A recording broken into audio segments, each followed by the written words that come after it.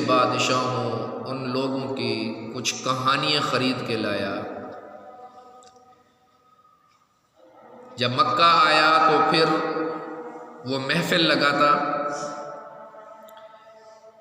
کہ جو لوگ آقا صلی اللہ علیہ وسلم کا قرآن، اس کی بلاغت، فصاحت کو سن کر حیران ہوتے تھے اور چپکے چپکے قرآن پاک کو سنتے تھے، تو ان کو بھٹکانے کے لیے کہ آقا کی زبان مبارک سے قرآن نہ سنیں، تو ان کو وہ کہانیاں سناتا، کیونکہ مکہ والے کے ہاں تعلیم نہیں تھی، تو اس وجہ سے اس کی جو منشا تھی کہ قرآن کو چھوڑ کر ان کہانیوں میں لگ جائیں تاکہ قرآن ان کے دلوں پر اثر نہ کرے اور مسلمان نہ ہوں۔ اور ایک روایت کے مطابق حضرت عبداللہ بن مسعود فرماتے ہیں، وَمِنَ النَّاسِ مَن يَشْتَرِي لَهْوَ الْحَدِيثِ،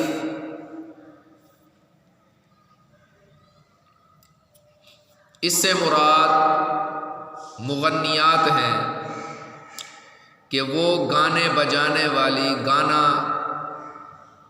کہنے والی عورتوں کو لے کر آئے، ناچنے والی، گانے والی، تاکہ وہ ان کو اس گانے اور سرور کی محفلیں وہ لگا سکے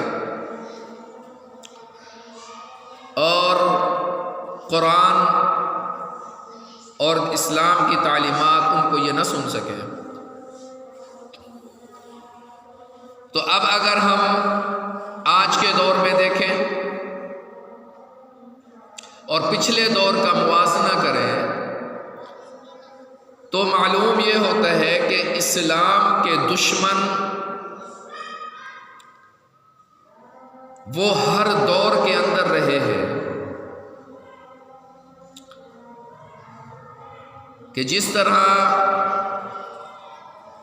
کیف و سرور کی، آج کل جو کہتے ہیں کیف و سرور کی محفلیں وہ لگاتے ہیں، اور جس طرح پہلے قرآن سے دور کرنے کے لیے جس چیز کو اپنایا گیا، آج کے دور کے اندر بھی آج کے حکمرانوں نے بھی اپنی حکومت کو بچانے کے لیے لوگوں کو، مسلمانوں کو ایسی چیز کے اندر گرفتار کر دیا کہ وہ اس عیاشی کے اندر بدمست رہیں، اسلام سے ان کا کوئی سروکار نہ ہو۔ دین کیا ہے، دین کی احکامات کیا ہیں، شریعت کیا ہے، صاحب شریعت کون ہے، ان کی اس تمام تعلیمات کو بھلا کر اسی کے اندر ہی ڈوبے رہے۔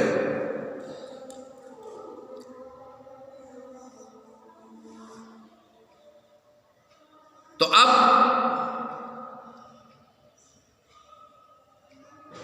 کچھ لوگ، نادان لوگ، انہوں نے چند لوگوں کی وجہ سے کہ جی چند لوگ تو گانا سنتے ہیں، گانے بجاتے ہیں، تو اس وجہ سے اس کو جائز قرار دینے کی کوشش کرنے لگے کہ گانا بجانا اس وجہ سے، گانا سننا اس وجہ سے جائز ہے کہ فلاں آدمی بھی سن رہا ہے۔ دلیل کے طور پر دوسروں کو دیکھا دیکھی کے اندر آ گئے، تو اس کی مثال تو یوں ہوئی کہ دیکھا دیکھی کی چیز کے اندر اگر اس کو حلال قرار دے دیا جائے، جائز قرار دے دیا جائے کہ چند سو، چند ہزار آدمی اس چیز کو کر رہے، تو یہ حلال ہوگی، جائز ہوگی۔ تو اس کی مثال تو پھر یوں ہو گئی کہ بچوں نے ایک مرتبہ پلاننگ کی آپس کے اندر کہ استاد سے آج نہیں پڑھنا، چھٹی کرنی ہے۔ تو اب اس کے لیے مشورہ ہوا، مشورے میں یہ طے پایا کہ جو بھی استاد کو ہاتھ ملائے تو استاد سے پوچھے، استاد جی خیر تو ہے، آپ کے ہاتھ گرم ہیں، چہرہ مبارک بھی لال ہو رہا ہے، طبیعت تو ٹھیک ہے نا؟ اب 3-4 بچوں نے اس طرح کیا تو استاد نے جھڑک دیا، لیکن جب پوری کلاس جو بھی بچہ آئے ہاتھ ملائے، تو اب ہاتھ ملائے جی، ہاتھ تو گرم ہے، چہرہ مبارک بھی سرخ اور لال ہو رہا ہے، لگتا ہے طبیعت ناساز ہے۔ تو اب استاد بھی سوچنے میں مجبور ہو گیا کہ یہ سارے یہ کہہ رہے ہیں، تو لہٰذا اس جھوٹ کو اتنا دہرایا گیا کہ وہم میں مبتلا ہو کر استاد جی واقعی بیمار پڑ گیا، جی میں بیمار ہوں، چھٹی ہو کے گھر چلے گئے۔ لیکن سب سے پہلی بات یہ ہے کہ میرے محمد صلی اللہ علیہ وسلم کی بعثت کا مقصد کیا ہے؟ اللہ کے نبی صلی اللہ علیہ وسلم نے خود فرمایا کہ انما بعثت بکسر المزامیر،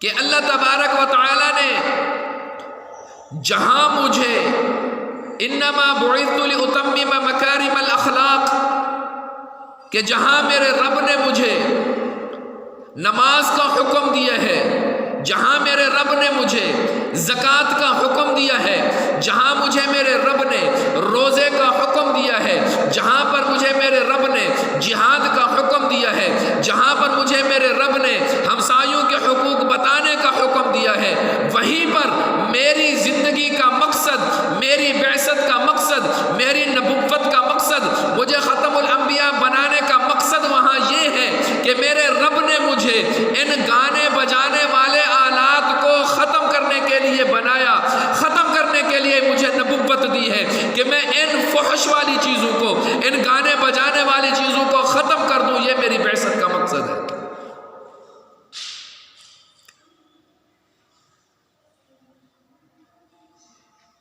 لیکن آج لوگوں نے، آج تو ہمارے محلے میں یہ بن گیا نا کہ مسلمان کی علامت کیا ہے، مومن کی علامت کیا ہے؟ مومن کی علامت یہ ہے کہ جب اس کو کوئی خوشی ملے، کوئی نعمت ملے، اس پر خوش ہوتا ہے، اللہ کا شکر ادا کرتا ہے، اور جب صدمہ آئے تو صبر کرتا ہے۔ لیکن ہم نے نعمت کی خوشی کا اظہار اللہ کی نافرمانی کے ساتھ کیا۔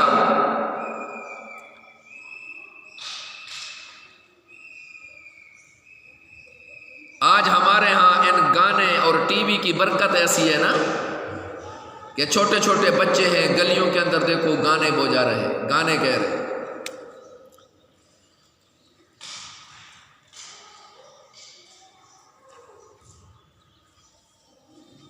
لیکن آج معاشرہ ایسا بن چکا ہے کہ اللہ والوں کی قیمت ہماری نظروں میں اتنی گر گئی کہ جو قرآن کا درس دے رہا، جو بچوں کو قرآن پڑھا رہا، جو بچوں کو تفسیر پڑھا رہا،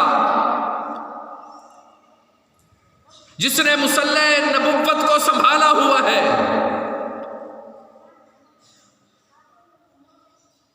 جس نے آقا کی احادیث کا پرچار کر رکھا ہے، اس کی قیمت ہمارے نظروں میں کیسی ہے؟ اور ان بدماش اور کنجریوں کی قیمتیں ہم کس طرح لگاتے ہیں؟ ایک ایک منٹ کی قیمت ہے۔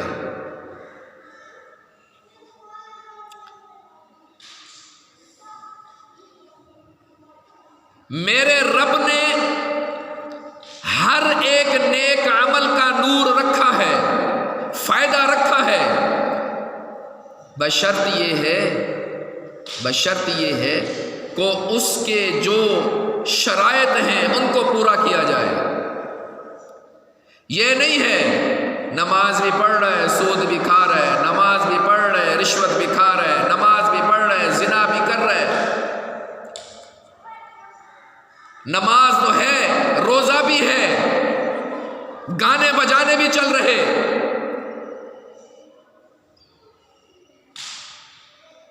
تو یہ تو ایسے ہو گیا نا کہ کنواں گر گیا، کنویں کے اندر کتا گر گیا، پانی پی جا رہا ہے، پی جا رہا ہے، پی جا رہا ہے۔ کیا ہوا جی؟ بدبو آنے لگی ہے، شاید کوئی چیز گر گئی ہے، چلو جی ڈول نکالو۔ مفتی سے پوچھا جی بدبو آنے لگی ہے، سارا پانی نکالو، 300 ڈول نکالو، 100 ڈول نکالو۔ اب وہ تو نکال لیے لیکن کتا اندر ہے۔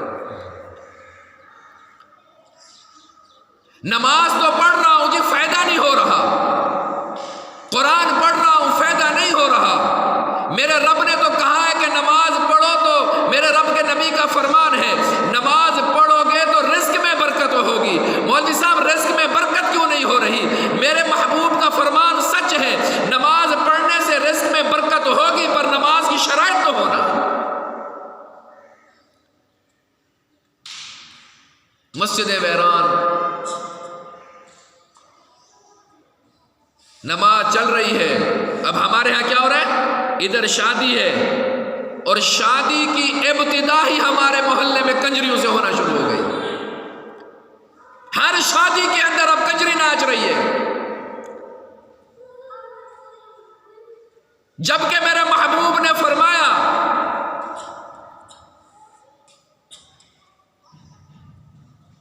کہ صوتان ملعونان، کہ 2 آوازوں پر رب کی لعنت ہے، 2 آوازوں پر رب کی لعنت ہے، اور جب رب کی لعنت پڑتی ہے تو وہ 7 پشتوں تک جاتی ہے۔ کہتے ہیں نا جی گھر کے اندر بڑا بگاڑ ہو گیا ہے، بڑے دھوم دھام سے شادیاں ہوئی ہیں، 1 ہفتہ بھی شادی نہیں ٹکی، بڑے پیسے خرچ ہو گئے، بڑی محبت سے شادیاں رشتے کی، ابتدا ہی کنجریوں کے ناچ سے ہو رہی ہے۔ کیا ہمارے چھوٹے، کیا ہمارے بڑے، اور ایسی بے غیرتی کہ باپ ہے اپنے بچے کو ساتھ کرسی پر بٹھوا کے کنجری کا ناچ دکھوا رہا ہے،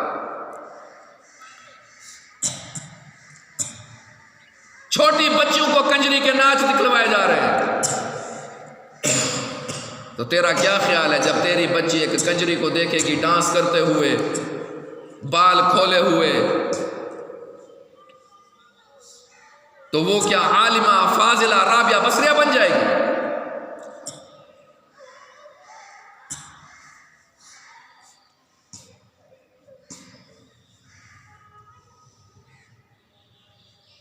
اللہ کے نبی صلی اللہ علیہ وسلم جا رہے ہیں، بانسری بجانے والے کی آواز آنے لگی، بانسری کی آواز آنے لگی۔ اللہ کے نبی نے کانوں پہ ہاتھ رکھ لیا اور ساتھ والے سے پوچھ رہے کہ آواز آ رہی ہے، آواز آ رہی ہے، آواز آ رہی ہے۔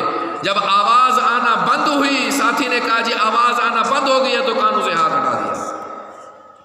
نبی ہے، معصوم ہے، دل کے اوپر کسی قسم کا کوئی شبہ، کوئی چیز آ ہی نہیں سکتی۔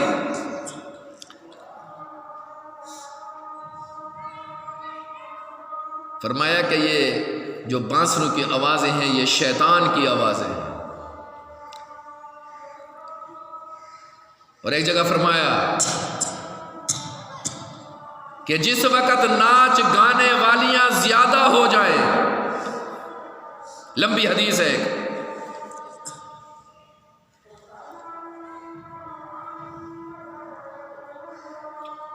کہ جب ناچ گانے والی زیادہ ہو جائیں، 15 نشانیاں بتائیں قیامت کی، ان میں سے ایک یہ ہے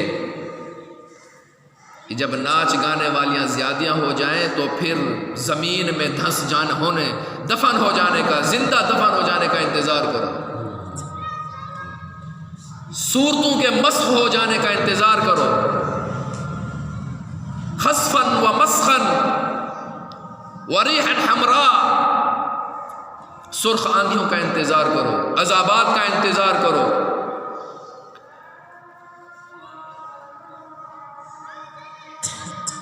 جگہ جگہ قتل و غارت کا ہو جانا یہ عذاب کی شکل نہیں ہے؟ بیماریوں کا بڑھ جانا یہ عذاب کی شکل نہیں ہے؟ نااہل حکمرانوں کا مسلط ہو جانا یہ عذاب کی شکل نہیں ہے؟ بچوں کا بے نافرمان ہو جانا، بیوی کا نافرمان ہو جانا، والدین کا نافرمان ہو جانا، کیا یہ عذاب کی شکل نہیں ہے؟ دلوں میں بے سکونی آ جانا کیا یہ عذاب کی شکل نہیں ہے؟ لیکن افسوس ہم نے ذلت کو عزت سمجھ لیا۔ اب تو وہ شادی نہیں سمجھی جاتی جس کے اندر کنجری نہ ہو۔ کچھ بے وقوف جاہل یہ کہتے ہیں کہ شادی اور ماتم میں تو فرق ہونا چاہیے نا، پتہ تو چلے کہ گھر کے یہ گھر شادی والا ہے، اس کے ہاں شادی ہے تو اس کا پتہ ایسے چلے گا کہ کنجریوں کو نچواؤ، شراب چلاؤ۔ ایک طرف کہتے ہو کہ حضور پاک صلی اللہ علیہ وسلم کی سنت کو زندہ کرنے جا رہے ہیں، النکاح من سنتی، اور اس کی ابتدا کر رہے۔ نکاح پڑھنے سے پہلے ابتدا کیا ہو رہی ہے؟ مختلف شہروں سے کنجر لوگ بلوائے جا رہے ہیں، بغیرت لوگ بلوائے جا رہے ہیں، جسم فروش لوگ بلوائے جا رہے ہیں، اور ان کے اوپر پیسے نچھاور کیے جا رہے ہیں۔ اور اسی میں اب اس کو کون سے الفاظ سے اس کو کہوں، جب اس کے اوپر دین کے اوپر پیسے خرچ کرنے کی بات آ جائے تو اس کا منہ ایسے ہو جاتا ہے جیسے ابھی مرنے کے قریب ہے۔ اور بے حیائی اور فحاشی، وہاں پر جتنے پیسے لٹا دو کوئی مسئلہ نہیں۔ تو جہاں میرے نبی کا مقصد، بعثت کا مقصد جہاں میرے نبی کا یہ تھا، بلکہ لوگ کہتے ہیں کہ یہ دقیانوسی ہے، بیک ورلڈ سوچ کے ہیں۔ بیک ورلڈ سوچ کے، دقیانوسی سوچ کے تو وہ لوگ تھے آقا کی بعثت سے پہلے شراب عام، زنا عام، سود عام، گانے بجانا عام، ڈانس عام تھا۔ میرے محبوب نے آ کر اس کے اندر جدت دی ہے، وہ جدت یہ ہے زنا کو ختم کیا، شراب کو ختم کیا، سود کو ختم کیا، رشوت کو ختم کیا، ان بازار کو ختم کر دیا، گانے بجانے کے آلات کو ختم کر دیا۔ تو یہ تو بتاؤ نا، جدت کس کو کہتے ہیں اور دقیانوسی کس کو کہتے ہیں؟ یہ تو پہلے سے چل رہی ہے۔ نضر بن حارث تو وہ مسلمان ہونے سے پہلے 14 صدیوں سے پہلے وہ لوڈی لے کر آیا، وہ کنجریاں لے کر آیا تھا، وہ گانے بجانے کے سامان لے کر آیا تھا۔ اسلام نے جدت دے کر ان کو ختم کیا ہے نا۔ لیکن افسوس، صد افسوس،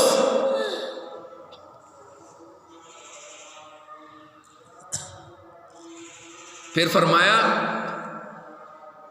کہ جیسے دو چیزیں، جس طرح خون دل کے اندر جا کے گردش کرتا ہے، ایسے ہی یہ گانے دلوں کے اندر جا کے نفاق پیدا کرتے ہیں۔